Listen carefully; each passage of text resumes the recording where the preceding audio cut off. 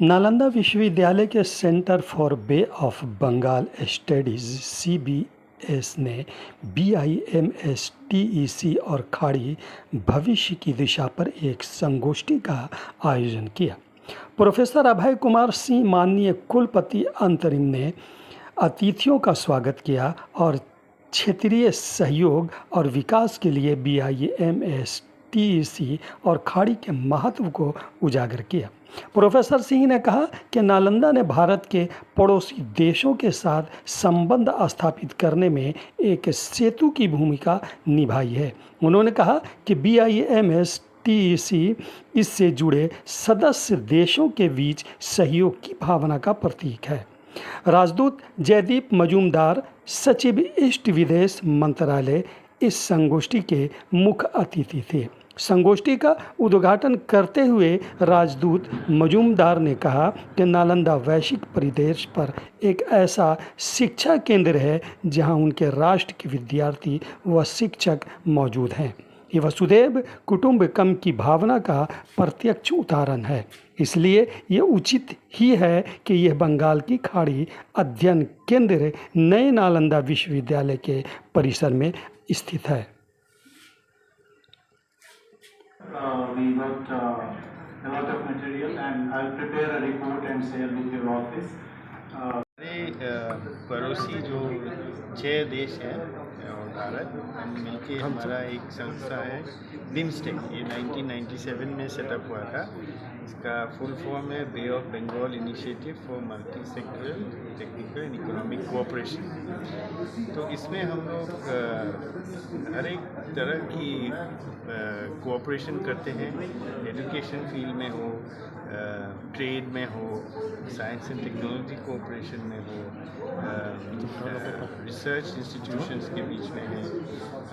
तो इसका हम भारत सरकार इसका और भी डेवलप करना चाहते हैं, इसको नया एनर्जी देना चाहते हैं। तो इसके लिए अभी 2 दिन में दिल्ली में एक ये 7 देश के विदेश मंत्री जो है वो आके डिस्कस करेंगे कि आगे क्या हमें करना है। तो भारत भी कुछ प्रस्ताव देंगे कि किस किस एरिया में हमारी रुचि है डेवलपमेंट करने में और हम क्या इसमें कंट्रीब्यूट कर सकते हैं। साइंस में हो, एग्रीकल्चर में हो, ये टूरिज़्म में हो, इन सब एरिया में। और फिर 4 सितंबर को एक समिट होने वाला है। समिट का मतलब है हेड ऑफ गवर्नमेंट, 7 कंट्री का हेड ऑफ गवर्नमेंट बैंकॉक में उसका समिट होएगा। तो उसमें हम अगले फ्यूचर के लिए 2030 के लिए क्या एक विज़न है हमारा, इन 7 देशों का क्या विज़न है आर्थिक, सामाजिक विकास के लिए, उसका एक डॉक्यूमेंट रिलीज़ होगा। तो जिसमें प्रधानमंत्री जी भी जाएंगे और बाकी 6 देशों के भी प्रधानमंत्री जो सीमा तो हमारे सीमा के देश है, जैसे थाईलैंड को छोड़ के, जिसके साथ हमारे एक लैंड सीमा नहीं है, ज़मीन का सीमा नहीं है, लेकिन जल का सीमा है बे ऑफ बंगाल में। बाकी सारे तो हमारे सीमा के ही है। म्यांमार है, भूटान है, नेपाल है, बांग्लादेश है और श्रीलंका भी हमारे निकट ही है।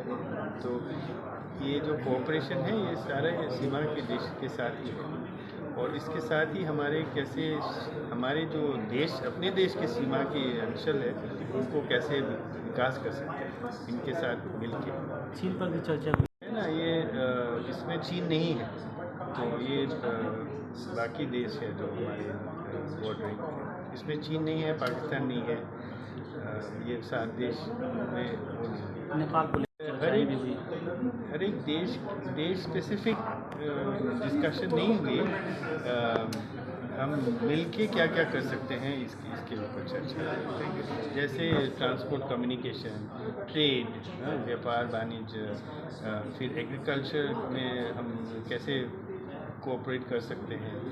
नेपाल, जैसे मैं उदाहरण दे रहा हूँ, जैसे नेपाल का कोई कुछ चीज़ जो हम इंडिया में ला सकते हैं, हमारे इंडस्ट्री में भी वो लागू हो सकता है, या वर्कर्स इधर से उधर कैसे जा सकते हैं, व्यापार वाणिज्य, ये सब इसके बारे में डिस्कशन। तो अभी हमारे इसके स्पेशलिस्ट जितने भी आप समझिए एक्सपर्ट्स हैं, उनको हम लोग वो समझे यहाँ करा चुके हैं। तो आपने देखा ही कि हमारे जो भारत के विदेश मंत्रालय में जो सचिव हैं, जो खास तौर से सचिव पूर्वी क्षेत्र कहलाते हैं, यानी उनके अंडर में बिम्स्टेक उनके मंत्रालय में आता है। तो सचिव महोदय आप आए थे, उन्होंने अध्यक्षता कर रहे थे कार्यक्रम की। आपने देखा एम्बेसडर जयदीप मजूमदार जी वही सचिव साहब हैं। उसके अतिरिक्त जो आपने देखा रजत नाग जी जो हैं, ये एक प्रोफेसर भी रहे हैं। उसके पहले ये एशिया डेवलपमेंट बैंक के मैनेजिंग डायरेक्टर करीब 25 वर्ष वहाँ से कर दिए। तो सारा इस क्षेत्र का जो विकास होता है, जैसे वर्ल्ड बैंक है ऐसे एशिया डेवलपमेंट बैंक है, तो इनकी बहुत अनुभवी और एक बड़े भारी विचारक हैं हमारे देश के रजत नाग जी, जिन्होंने आपको यहाँ संबोधित किया था, ये थे यहाँ पर। जो महिला आप जो है हमारे प्रोफेसर जो थे, जो श्री राधा जी जो है, श्री राधा जी, ये ओपी जिंदाल में है और ये एक विशेषज्ञ है। ये पहले और अन्य विश्वविद्यालयों में पढ़ाती थी। तो बांग्लादेश भारत के जो जितने पूर्वी पड़ोसी हैं, जिन राज्यों के उनका अध्ययन का बहुत बड़ा विषय रहा है, जिन्होंने अभी कहा कि किस प्रकार से छोटी छोटी वजह हैं जिनकी वजह से हम लोगों का जो सहयोग है वो उतना बढ़ नहीं पाता। जैसे उन्होंने कहा ना कि हमारे एक तरफ ब्रॉड गेज है रेल, दूसरी तरफ मीटर गेज है, तो हमारा ट्रांसपोर्टेशन में बाधा आती है। इस प्रकार के मतलब जिन लोगों ने बहुत डीप स्टडी करी हुई है, उन लोगों के आज सारे विचार यहाँ थे। फिर आपने दो लोग अन्य देखे, जो एक मणिपुर से आए हैं, एक शिलोंग से आए हैं। तो ये सारे स्कॉलर्स जो हैं अंतर्राष्ट्रीय ख्याति के स्कॉलर्स भारत में ही सभी लोगों ने जो बिम्स्टेक हमारा है, इस बिम्स्टेक में किस प्रकार को इसको और इसकी सक्रिय है बिम्स्टेक कार्य भी बहुत कर रहा है, और इसको गति प्रदान करना, इसमें इसको और अधिक ऊंचाई पर ले जाना, क्योंकि भारत का जो एक विशेष जो दृष्टिकोण है आज के, कि वो पूर्वी देशों के साथ हमारी मित्रता घनिष्ठ है। पूर्वी देशों के साथ मिलकर हम क्षेत्रीय इस अपनी संपन्नता को बढ़ाएं। तो इस विचार के साथ जो हम बढ़ रहे हैं, उसमें जो नीति बन रही है, उस नीति को किस न किस प्रकार से ये विद्वान लोग अपने अनुभव, अपने ज्ञान, अपने विचारों से उस नीति को एक दिशा देने की जो सुझाव दिए गए हैं, वो इस समय डिस्कशन में है। क्योंकि अभी अगले महीने आप जो हमारे एक महीने बाद सितंबर के माह में बिम्स्टेक का बहुत बड़ा सम्मेलन होने वाला है दिल्ली में, और बिम्स्टेक हम लोग के लिए बहुत महत्वपूर्ण। तो क्या सर उस तैयारी को हम लोग तो यहाँ पर हम तो अकादमिक कार्य में हैं, तो हम लोग तो ये है कि हम ऐसे ही विद्वानों की गैदरिंग करके अपने विचार सरकार तक रख सकते हैं। बाकी तो सरकार का अपना, तो इसीलिए सरकार के जो आप सबसे बड़े प्रतिनिधि हम लोग के हिसाब से जो है वो यहाँ थे, आपके सामने थे, जो कि इन जो अच्छे यहाँ के मुद्दे उठे हैं उनको आगे रखेंगे, वार्ताओं में रखेंगे आगे।